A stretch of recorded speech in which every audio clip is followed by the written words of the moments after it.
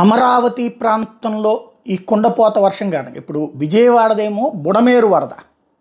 ఆ బుడమేరుకి సంబంధించి మున్నేరు కూడా ఇప్పుడు పొంగుతోంది. కాబట్టి అదొక సమస్య. అయితే అమరావతికి వచ్చేటప్పటికి కొండవీటి వాగు వాస్తవంగా అప్పట్లో ప్లాన్ చేస్తే ఆ కొండవీటి వాగు డైవర్షన్ అన్నటువంటిది దేవినేని ఉమా మినిస్టర్గా ఉన్న టైంలోనే అయిపోయింది, ప్రాబ్లం ఏం లేదన్నారు. బట్ ఇప్పుడు మళ్ళీ ఆ ప్రాబ్లం వచ్చింది. టోటల్గా ఈ వాగు వచ్చేది 421 చదరపు కిలోమీటర్ల భూవాగు. టోటల్గా 1,04,031 ఎకరాలకు సంబంధించి ఉంటుంది. ఇప్పుడు దాన్ని నీళ్ళని వీటితో లిఫ్ట్ చేస్తున్నారు. 5,600 క్యూసెక్కుల నీరు అన్నటువంటిది ఇక్కడ కీలకమైంది. ఇదే ప్రస్తుతం లిఫ్ట్ చేస్తూ ఉన్నారు. ఆ నీళ్ళని తీసుకెళ్ళి కాలువలో పోయాలా, ఇప్పుడు అదే సమస్య అనమాట. ఆ కాలువలకు సంబంధించినటువంటి దాన్ని అవన్నీ కూడా నిండిపోయి ఉండటంతో సమస్య అవుతుంది. పక్కన కిందకి వరద వెళ్ళేటటువంటి పరిస్థితి ఉంటుంది.